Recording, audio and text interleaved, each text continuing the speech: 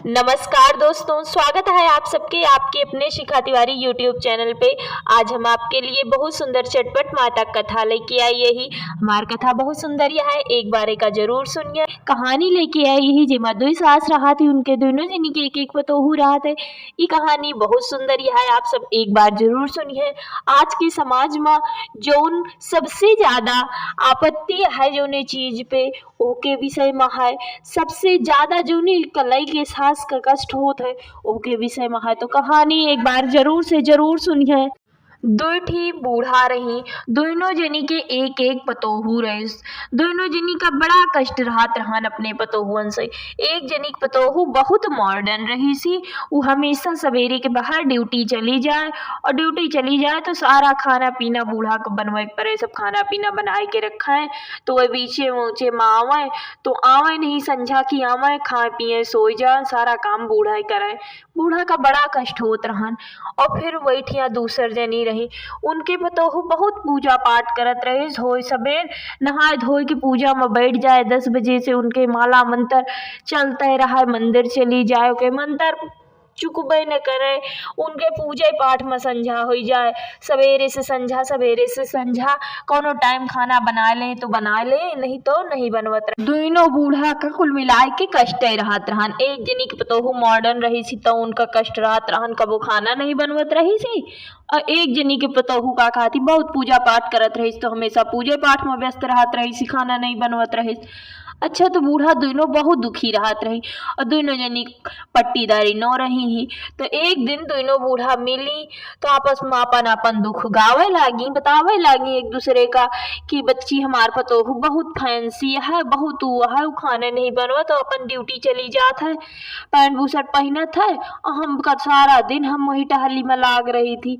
कहीं कोनो नया कष्ट न आए हमरे ऊपर है, हमार फैंसी न आए गाँव घरे के आए, लेकिन हमरे ऊपर यही कष्ट है। वो तो इतना पूजा पाठ करत है कि पूजे पाठ में पड़ी रहत है। हम ही सारा खाना बनाई थी, हम ही सब कुछ करी थी, सही से हमसे बोलबो नहीं करता, कहीं यही तो आवत ही से गुर्राए गुर्राए बोला थी और सारा काम करी थी हम। कहीं अब का बताई। दोनों जनी बैठे बैठे रोवे लागी और रोवत रोवत बैठी रही तो उठिया से चटपट देवी जात रही जो देखी कि बुढ़िया दोठू रोवत यहाँ तो गई कहीं बूढ़ा का भा है तू दोनों जनी काहे रोवतिया। तो दोनों जनी आपन आपन दुख बताई।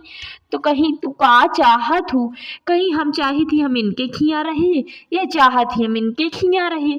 कहीं जहाँ ठीक है दोनों जनी अपने घरे में चले जाओ। कह दो हमरे यहाँ नैहरे में का कहा थी कुछ प्रोग्राम है, हम जाता ही नैहरे न्योता खाए, हमार बहन आई कुछ दिन रही और यही सब बहाना बताए कि दोनों जनी एक दूसरे के घरे में रहा जा। देखा दोनों जनी सही हो जाऊ तो हर दोनों जनी पतोहू तू का कुछ न कही, हमारा आशीर्वाद है कि वो ना बिगड़ी कि काहे घर बदले यहाँ। कहीं ठीक है। अच्छा, दोनों जनी आपन आपन घर बदल ली, वह उनके पतोहू साथे रहे लागी, वह उनके पतोहू साथे रहे लागी। दोनों जने के कष्ट वही रहन। दोनों जनी का रोज सवेरे संझा खाना बर्तन चौका रोटी सब कुछ करे पड़े, बड़ा कष्ट रहा। बतौए प्रेम से न बोले, सब कुछ कष्ट रहा। फिर दोनों जनी कुछ दिन में मिली, कहीं बच्ची तोहारों पतोहिया वही तरह है, कौनो दिक्कत नहीं न, सब वही है, कौनो कुछ बदले नहीं न, खाना तो हम ही का बनवाए पड़त है, कमुआ तो सब हम ही का करे पड़त है। गुर्रा बुन के हम खुद ही सुनी थी। तो दोनों जनी रोवत बैठी रही, जो रोवत बैठी रही फिर चटपट देवी आई, कहीं अब का होएगा। तो रोई रोई बतावे लागी कि बतिया तो वही है, चाहे हम इनके खिया रही चाहे ये हमरे खिया रहा।